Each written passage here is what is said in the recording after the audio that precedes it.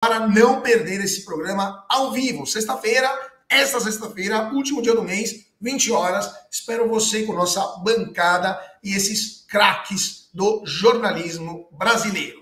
Bomba da aprovação do Lula, a aprovação de Lula, do presidente da República, cai no Nordeste, a única região do Brasil onde ele venceu o ex-presidente Jair Bolsonaro em 2022, e a rejeição do presidente da República sobe. Uma nova pesquisa mostra que a aprovação de Lula registrou uma queda importante e a rejeição no Nordeste está se aproximando aos níveis nacionais. Parte importante dos entrevistados apontou a alta no preço dos alimentos e a suposta regulação do PIX como notícias negativas que tiveram um efeito nefasto sobre a popularidade do governo. Essa pesquisa do Poder Data foi realizada entre os dias 25 a 27 de janeiro e mostra a aprovação do Lula 3 no seu pior patamar da gestão, em 42%. Vamos dar uma olhada nos gráficos que mostram essa popularidade em queda. No gráfico da esquerda, vocês estão vendo como pela primeira vez, aliás, a segunda vez, né, desde o começo do terceiro governo Lula, em janeiro de 2023, tivemos uma desaprovação maior do que aprovação, ou seja, 51% dos entrevistados desaprovam o governo Lula contra 42% que aprovam. Isso tinha acontecido em maio de 2024 pela primeira vez, e agora, de novo, a desaprovação supera a aprovação. Por outro lado, no gráfico da direita, estamos vendo as pessoas que em 2022 votaram no Lula no segundo turno. 73% ainda aprovam o eleitorado do presidente, mas 23% já o desaprovam. Tivemos uma redução importante, porque se no começo do mandato 87% dos eleitores do Lula aprovavam o seu trabalho, né, seus poucos dias de novo mandato, hoje apenas 73%, uma perda de 14 pontos percentuais em apenas 2 anos. Eu iniciaria com o nosso político de plantão aqui na bancada do Bradock, o Darcio.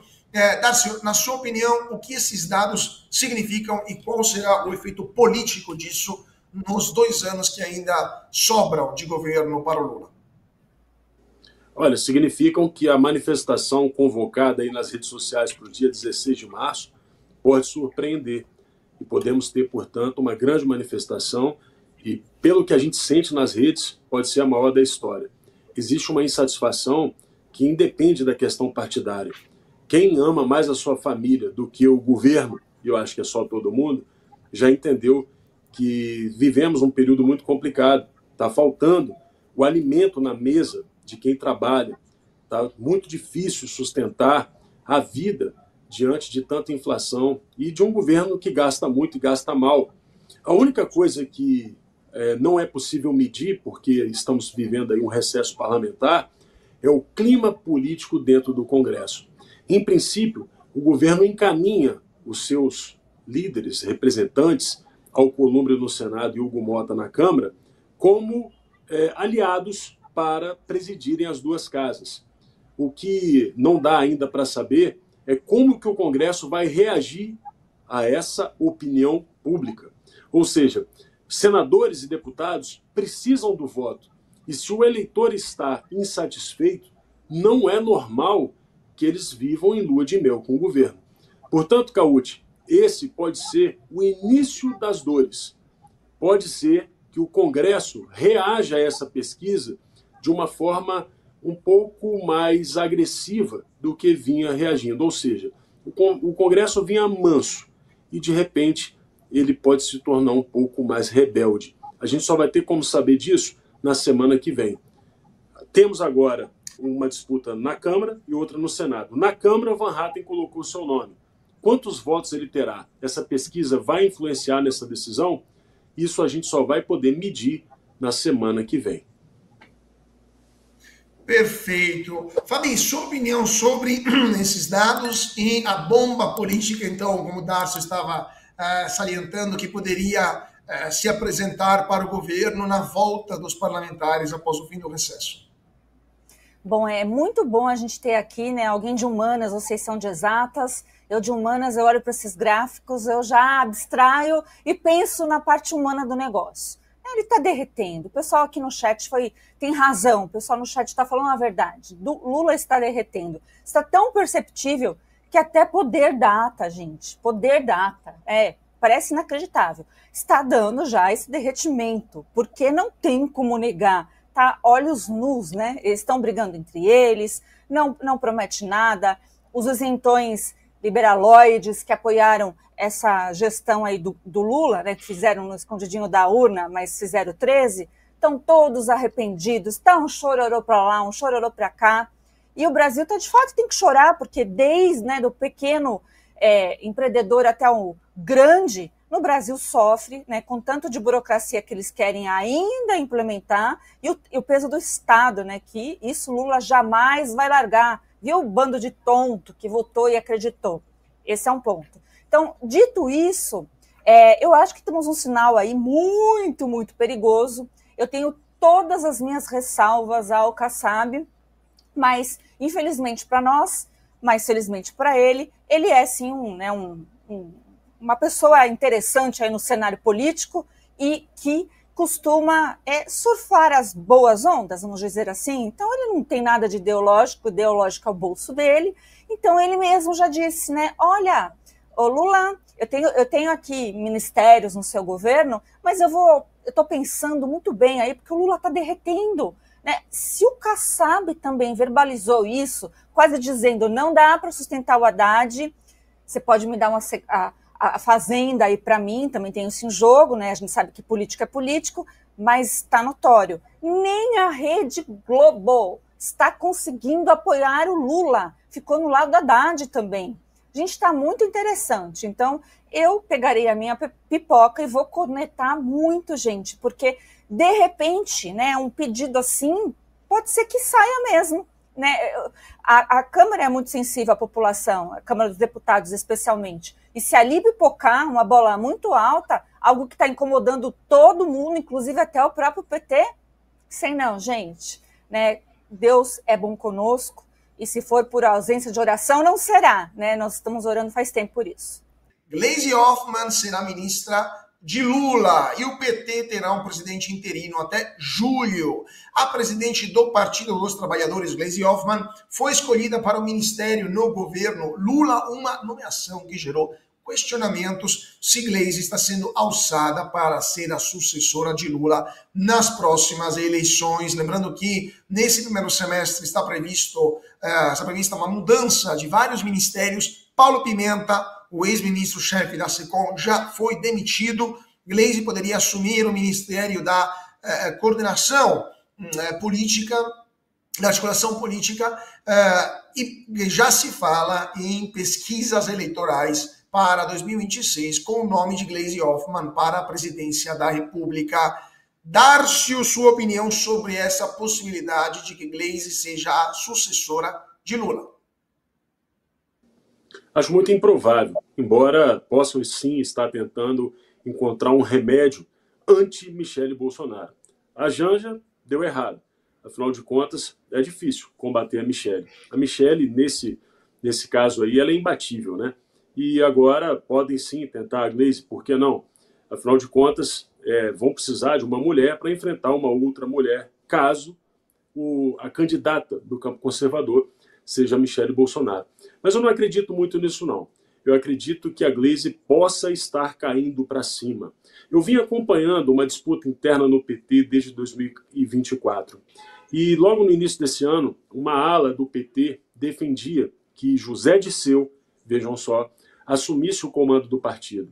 Portanto, essa história de que um novo presidente interino vai assumir para que ela possa assumir o ministério pode ser uma forma elegante de dizer que José Dirceu venceu a parada e que está assumindo o comando do partido. E é bem possível, porque todo mundo já disse aqui, a nossa audiência está informando que o governo está derretendo e o sinal de alerta foi dado, a luz vermelha acendeu, eles estão desesperados e alguém com a capacidade de José Dirceu nesse momento pode ser importante para poder tentar salvar o partido de um naufrágio. Então, eu acredito que, na verdade, a Gleisi Hoffmann vai assumir esse ministério temporariamente como uma forma de dizer o seguinte: olha, adeus, um abraço e até breve. Não acredito que ela terá um papel importante, até porque o PT, sob sua administração, foi essa tragédia que todo mundo está vendo aí, Carlos Cauti. Fabi Barroso, Gleisi Hoffmann podendo substituir o Lula em 2026? Será que o nível de desespero do PT em caso de eleição no meio do caos econômico poderia levar a Gleisi a se tornar candidata? Ou não tem milagre para o PT, né, gente? Não tem, gente. O cabeça, né, o grande cara que comandava tudo, nunca delegou, né, trazia ali com truculência o seu time, é o Lula. A culpa é dele, nunca fez um sucessor, nunca. A gente nunca repassou esse bastão. E vai morrer com o bastão na mão. Né? E o bastão, a gente não vai deixar de colar a pecha nele. Foi ele que fez essa deforma tributária, foi ele que está levando o caos do Brasil em menos de 2 anos, pelo menos economicamente, está um absurdo. Né? É ele que adora um regime comunista, é ele também que está fazendo péssimas, né, relações internacionais com todo mundo, é tudo ele, tudo culpa dele. Né? E aí, gente, não tem para Gleisi, não tem nem para Dirceu, não tem para ninguém. Não tem como. Se deixarem o Bolsonaro elegível, se deixarem na vontade popular, gente, não tem para ninguém, não tem, esquece. E outra coisa, a gente está sempre, né, vivendo com o si na política, porque a política é feita do si. A gente tem pouquíssimas garantias na política, mas uma delas é que não tem como voltar atrás quando um castelo é totalmente desmanchado. A Dilma ficou com a má fama, né, do governo Lula e tudo que aconteceu no governo Lula. Agora não tem para quem jogar essa bomba é do Lula, né, maravilha. Então é isso, eu acho que isso eles podem espernear, podem falar, não tem chance, não tem chances reais. Agora precisa entender aí como é que será a eleição 2026, porque a gente precisa de eleições legítimas, e aqui eu não estou falando somente de urna eletrônica, eu estou falando do processo eleitoral como um todo. As eleições municipais são um show de horror, né? Espero de verdade, porque o brasileiro merece, que tenhamos eleições justas. Cauti, só um registro importante. Pode falar. A Gleisi já foi ministra. A Gleisi foi ministra de um governo do PT e, quando ela foi ministra-chefe da Casa Civil, ela nomeou para coordenar política para crianças um senhor chamado Eduardo Gaevski, que depois foi condenado a mais de 100 anos por estupro de vulnerável. Era um pedófilo cuidando de política para crianças. Essa foi a passagem de Gleisi Hoffmann por um ministério no governo do PT. Tem que acompanhar de lupa essa nomeação. Lembramos que na época também o companheiro, né, não sei se era marido também de Gleisi Hoffmann, foi acusado de desvios nos Correios, né? Então não foi exatamente uma passagem memorável, vamos dizer assim, pelo Poder Executivo por parte da Gleisi Hoffmann. Agora, eu queria só pedir para a nossa produção mostrar, porque você sabe que no Brasil a gente tem a ata do cupom, né, ou seja, o documento que diz como o Banco Central decidiu nos juros, a ata oficial, e temos a ata paralela, a ata da Gleisi Hoffmann, né? Tem a Gleisi Hoffmann, toda vez que o Copom toma uma decisão, ela publica uma ata paralela nos seus perfis nas redes sociais. Eu queria só ler, obviamente ela toma uma mensagem da comunidade, né, imediatamente no Twitter por divulgar notícias falsas, mas eu só queria ler com vocês o que a futura ministra do governo Lula e potencial candidata a substituir o presidente da República escreve comentando a decisão do Banco Central. Abre aspas. O novo aumento da taxa básica de juros, já determinado desde dezembro pela direção anterior do Banco Central e anunciado hoje, é péssimo para o Brasil e não encontra qualquer explicação nos fundamentos da economia real. Fecha aspas. Em uma frase só, a gente vê claramente não apenas uma má-fé clara, porque em dezembro não foi decidido absolutamente nada. Foi apenas indicada uma tabela de marcha que o Banco Central podia seguir ou não.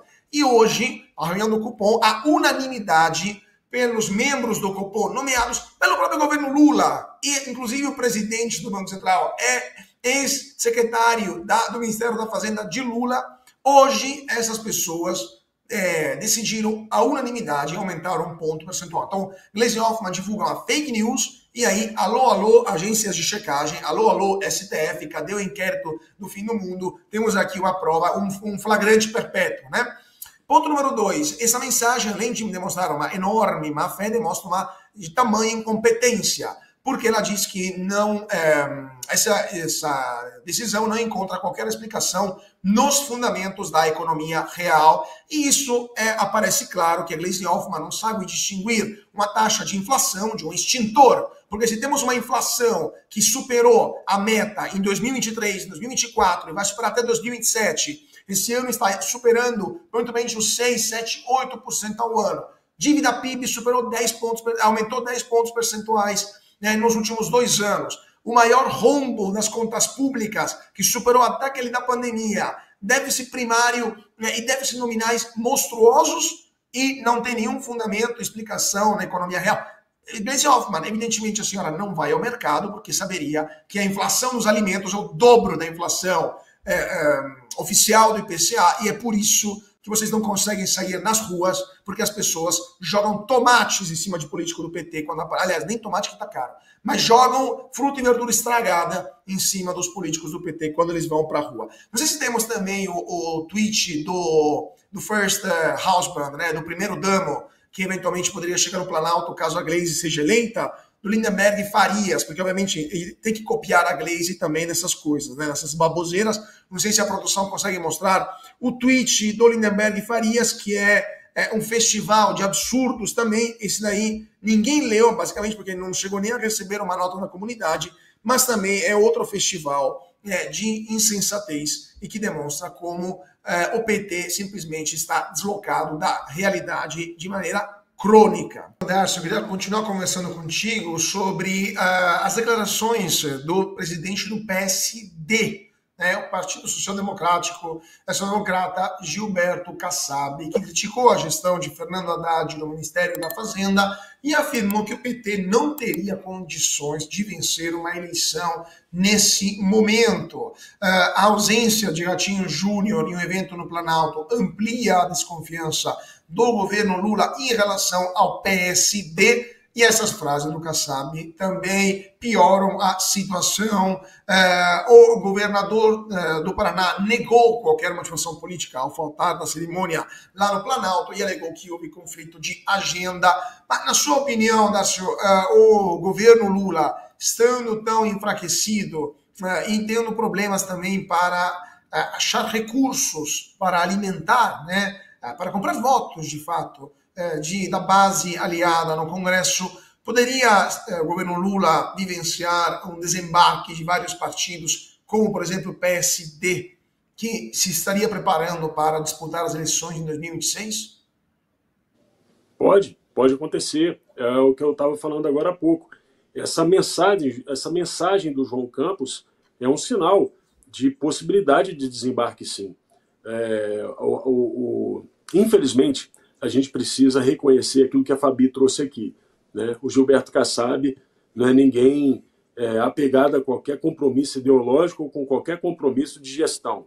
Na verdade, existe ali um compromisso muito fisiológico, segundo ela, do bolso dele. Eu acho que é do bolso dele e dos seus aliados também, né?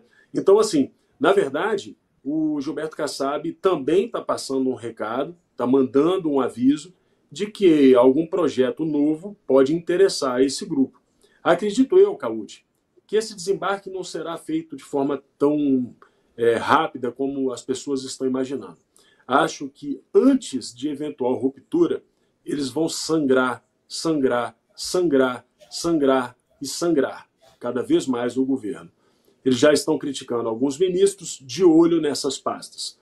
Querem tomar mais espaço.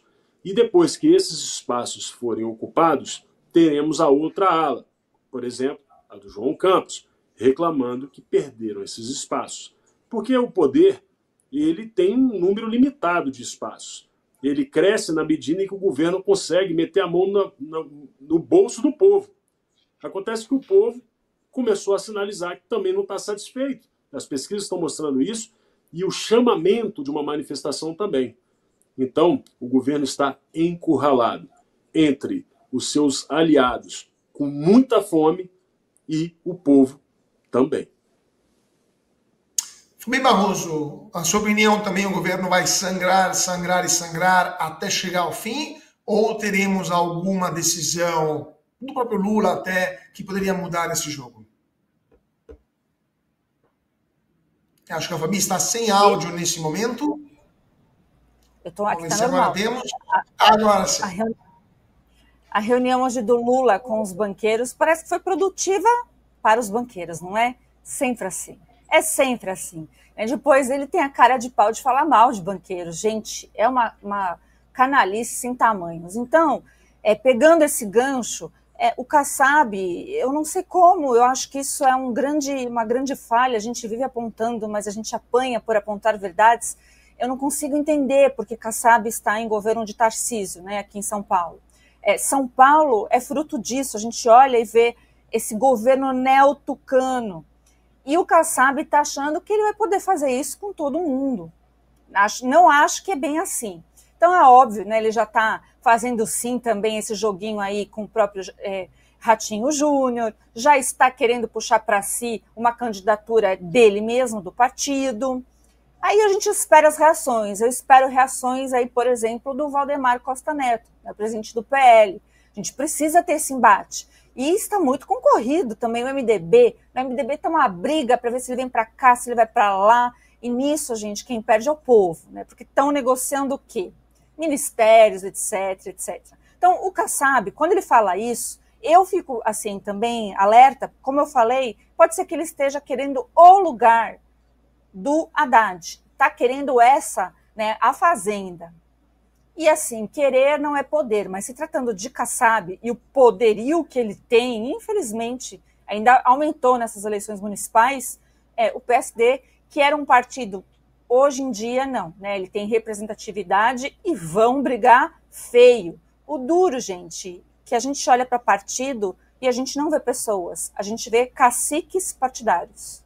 Porque o Brasil acumula dívidas internacionais não pagas por Cuba, Venezuela e outros países. O Brasil tem 15 bilhões de reais a receber de 13 países, inclusive o número até é simbólico, né? 13 países. Está entre os quais Cuba, que deve ao Brasil 5 bilhões e meio de reais, Venezuela, que deu um calote de 240 milhões de reais adicionais após as eleições, e o total da Venezuela já supera 1,7 bilhão de dólares, e a maior parte desses recursos teve origem o BNDES, como origem o BNDES, que financiou a exportação de serviços prestados por empresas brasileiras em vários países, e que esses países depois não pagaram as empresas, e o BNDES acabou arcando com esse prejuízo. O exemplo mais conhecido é o Porto de Mariel, lá em Cuba, cerca de 40 quilômetros ao leste de Havana, mas mesmo nesse cenário, o PT, mesmo com esses países endividados como o Brasil,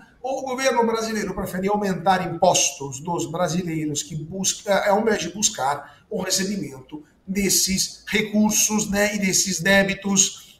Fabi Barroso, sua opinião e do ponto de vista jurídico, o que seria possível fazer para que o governo brasileiro corresse atrás desse dinheiro, né, simplesmente procurasse obter aquilo que é dos brasileiros e que não foi pago, né? O que os deputados, os senadores, os cidadãos poderiam fazer para forçar o governo a tentar obter de volta esse dinheiro? Olha, no Brasil tem a tal da prescrição, né? E isso vale. E a prescrição já tirou, né, colocou o Lula apto, inclusive, né? Foi isso que aconteceu no caso dele. Enrolaram tanto, fizeram tantas barbaridades, né, mudança de CEP, etc., que deu prescrição. Que se fosse mudar o fórum para Brasília, já ia estar prescrito. E assim também é com essa parte de países. Eu sonho ainda com um dia, gente, que a gente vai levantar e o Brasil ser transparente de verdade. Que o BNDES assim, seja chacoalhado, precisa disso, né, mostrar isso. Essa informação, Cuba devendo 5 bilhões ao Brasil. Gente, eu vou repetir, Cuba devendo 5 bilhões ao Brasil. E lá, também a Venezuela, 240 milhões. A Venezuela, que dona Gleice Hoffmann, que está reclamando do Galipo, né, falando baboseiras, ela tem a capacidade de apoiar um amigo dela, o Maduro. Ô Gleice, eu realmente sabia que não petista não é de graça, mas, gente, 240 mil no lugar e 5 bi em Cuba, 5 bilhões. Né? Praticamente assim, se a gente fosse bom de negócio, se o Brasil tivesse valendo a parte jurídica, daria para negociar, né? O que Cuba dará em troca? O que Cuba fará em troca para ressarcir os cofres públicos? Mas o duro é que aqui no Brasil, até a parte interna, quando a gente tem corrupção escancarada, provada, provas sobradas, o que aconteceu? Praticamente a gente tem que falar baixo, porque se apertar mais um pouco, o povo brasileiro vai ter que devolver dinheiro para corrupto malandro. Então, não é à toa que a gente vê lá Sérgio Cabral pousando de galã, não é mesmo? Porque o brasileiro está sendo feito de otário por muita gente. Isso aqui é só o retrato disso. Darcy, sua opinião sobre estas dívidas com o Brasil, esses créditos que o Brasil tem e que não pede de volta, e ao mesmo tempo o aumento da arrecadação em 2024 de 10%, ou seja, o governo aumentou a carga, né, o quanto o brasileiro paga de impostos em 10%. Qual a sua opinião sobre isso? Pois é, na medida em que o governo não arrecada e na medida em que o governo toma calote, ele toma do povo. O retrato é simples. Mas deixa eu pegar essa dívida, por exemplo, no caso de Cuba. Bem, o Brasil entrou na fila, né? Porque só a Rússia perdoou Cuba em 2014. 31,2 bilhões de dólares em dívidas. Pois é, 90% da dívida que Cuba tinha com a Rússia desde a época da União Soviética. E eles ficaram devendo, que prometeram pagar em 10 anos parcelado. A China também perdoou 6 bilhões em dívida e também ficou um pedacinho a ser pago. E tem o Clube de Paris, que eu não sei se a nossa audiência sabe, mas é um grupo de 14 países, que Cuba também devia, e que perdoaram cerca de 8 bilhões de dólares, deixando também um percentual para Cuba pagar em suaves prestações. Acontece que chegou no período da pandemia e Cuba informou que não poderia pagar as parcelas porque estava sofrendo com a pandemia.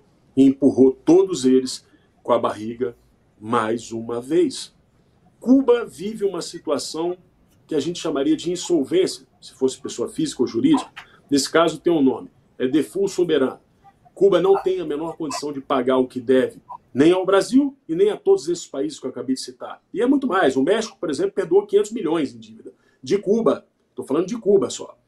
Portanto, Cuba teria só duas possibilidades para poder pagar esse tanto de dívida. Gerar riqueza, que não tem como, ou tirar do povo, que não tem como, porque o povo já não tem mais nada, já foi saqueado ao extremo. Não tem saída. Para resumir e criar aqui uma figura que as pessoas possam compreender, é como se Cuba fosse aquele irmão mais novo, viciado em drogas, e que todos os outros irmãos tentam ajudar, e vão dando dinheiro, dinheiro, dinheiro, e ele vai acabar quebrando a família inteira. E Cuba tem um vício que não consegue se livrar. E esse vício é em uma droga chamada socialismo.